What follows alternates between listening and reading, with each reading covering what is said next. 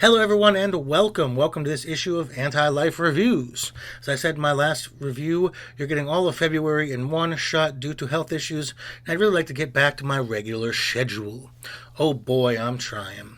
But that's just what it is at the moment. But this video we are going to be continuing on with part 3 of looking at the frantic oddball that is Scud, the Disposable Assassin. This will cover issues 13 through 18, published by Fireman Press from sometime in 1996 to June 1997. Why can't I find any month the 1996 issues were published? I've looked everywhere. I don't know, but let's get into it. The writers and artists on this, of course, the creator, head writer, and artist is Rob Schrab. He made Sarah Silverman tolerable, as well as working on shows like Parks and Rec, Community Children's Hospital, Mystery Science Theater 3000, and so much more. A very competent writer. I want to say I'm happy that MST3K, that's, like I mentioned, Mystery Science Theater, is still going strong. That show influenced me so much until this day. It made a generation of men unable to shut the fuck up during movies, and I'm sorry. And while I didn't love Jonah Ray as a host that much, and that's not really his fault, him and the person who did Tom sounded too much alike and it got confusing. I think Emily Marsh is a great lead and she blew me away. Moving over to Dan Harmon, I think Rick and Morty is enough to make him a man who won't soon be forgotten, but the always underrated Community that he helmed and is one of my favorite shows of all time deserves more than a passing mention. Interesting man that Chevy Chase hates, so I like him. I mentioned before and have disputed that Mr. Misc's Look at Me is based on Scud, and that literally changes the way I've read this comic. Thought he was more sarcastic and demure. Now I can't help but reading it as matter of fact and annoying. Ugh. And Monty Carter also was involved in this. I know nothing about. Let's go over to these issues, and where did we last leave off? Scud has returned from space after defeating an ancient monster and getting his robot arm back. He accidentally enters a strongman competition of sorts, where he meets the lovely and dangerous Studio, who has been looking for him. Who is Scud? Well, he's a disposable assassin. After he kills his primary target, he dies. Well, his target, Jeff, a squid plug piecemeal monstrosity, is still alive, formerly hospitalized, now missing inside of Scud's friend Drywall. Studio has a voodoo doll of Scud and kidnaps him, and then she goes to see the man who hired her. Voodoo Ben! Benjamin Franklin is back. He has returned, and I am excited. Studio says to meet her at the mall, and the Scud will be there. Studio then breaks into said mall, kills the Pringles guy who's working as a security guard, goddamn, and ties Scud to a bed where she has her way with Scud, and we find out she is a robotophile, which I'll get into more when I talk about the story. Meanwhile, the evil Mr. Spider-God tells Captain Jones to get his shit together, as Scud has been everywhere lately and they still can't find him. Back to Studio, and instead of Voodoo Ben playing fair, he sends his dinosaur zombies and some regular zombies as well, which kidnaps Scud from under her. She manages to get out thanks to using a Scud light, which doesn't kill, but it's zombies, so they aren't that hard to kill anyways. Scud is taken to Ben's underwater lair, where Ben opens a portal to hell with the robot devil. Thankfully, Drywall and friends show up to help.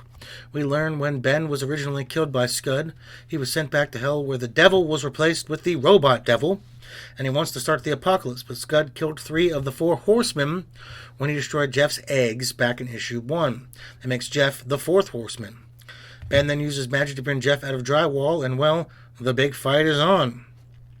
But it's about to get bigger as Captain Jones and his army show up, and well, both Jones and Ben want Jeff.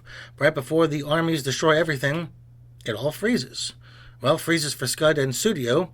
They wonder if they are dead, and Scud remarks, yeah, this is heaven and we're supposed to have sex for eternity.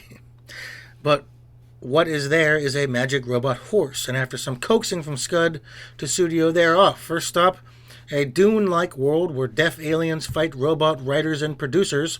After helping the deaf aliens win, it's back on the horse and off to help, I guess, to another group.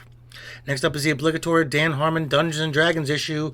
You know this. Dungeons, swords, knights, things from Big Trouble in Little China. Yeah, I know D&D did it first, but I'd never played it.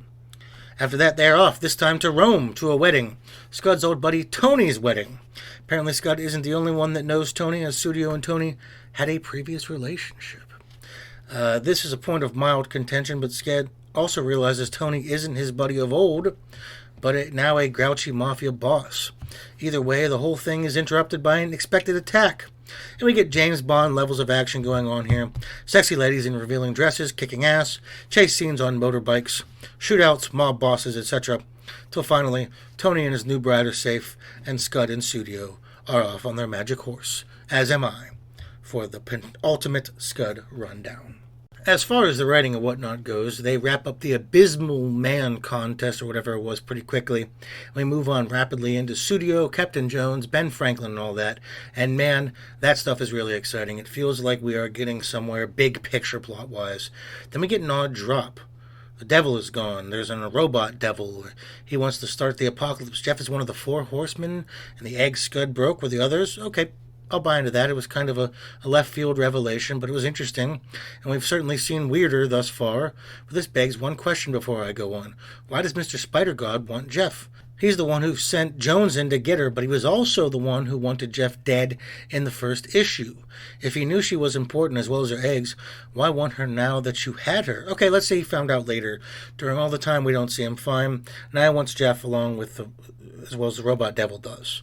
But then we are about to get our big showdown. It just stops with Scud and Studio going on a quantum leap series of adventures on a fucking robot horse. Why? What? Then we get a disconnected Monster of the Week style couple of issues. It was jarring. I was ready to see this go somewhere, not devolve into episodic romance. Not to mention, they were pretty uninspired. A shot at Hollywood producers and writers, a fucking D&D issue. And I'm sick of Dungeons & Dragons at this point. I mean, okay, it was probably a novelty then. I understand that. But he has used it ad nauseum by 2024.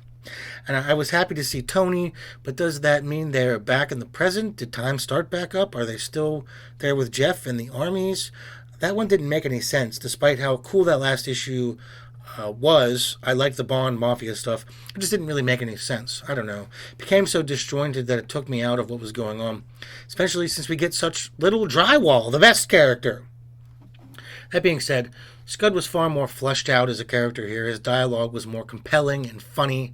His interplay with Studio and Tony were both top-notch. He was really coming into his own after being a blank slate who kept growing with each interaction. He feels like a Bugs Bunny-type character now with a sharper edge and this growth. It's been most welcome. As far as Studio, I have some mixed feelings. She's presented initially as a classic, femme fatale, and in many ways she keeps up with that logic. They just show us the uncomfortable underbelly of living that sort of life. Though I'll be honest, it wasn't presented with a delicate hand as I believe it could have been. She assaults Scud, though not without his dubious encouragement and consent, I guess. She's called a robotophile, which I'm not sure is a great name, but gets the point across. And that when she was little, her robot babysitter malfunctioned, scarring her for life, leaving her unable to be sexually aroused by anything but robots. There's a lot to unpack there, and like I said, I'm not sure this is the comic for that level of heft.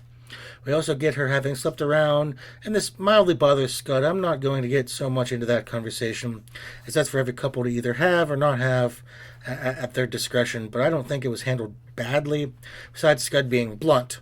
But it was gotten over pretty quickly either way. I like her attitude, her style, and what she represents. I just think they're handling some delicate subject matter in a pretty slapdash manner. Tony was disappointing here. I'm sad to see him given to the stress of being a mob boss and be a dick. But boy howdy, I'm excited to see Voodoo Ben back. He's awesome. The best founding father zombie overlord. I also like the robot devil. He's not quite the Futurama robot devil, but he'll do. Let's look at some of the potential voice actors and musical accoutrements for these issues of Scud. Of course, John Malkovich is Scud and Gwyneth Paltrow is Studio. Woodstock is Drywall. Woodstock, the fictional bird? I don't know.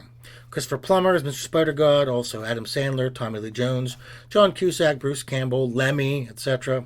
As far as artists, we have some amazing ones this week. Julie Cruz with songs from the Twin Peaks soundtrack. Please visit DemonPeaks on Instagram for Twin Peaks memes. My top 2 favorite bands of all time, Nick Cave and the Bad Seeds, and Rush. Also Beck, Tori Amos, Bottle Surfers, Barry White, KMFDM, and Public Enemy. Really, really fun stuff here. As far as the art goes, After the disappointing last issue from the previous Scud video, the art has returned back to par. In fact, it has gotten better here.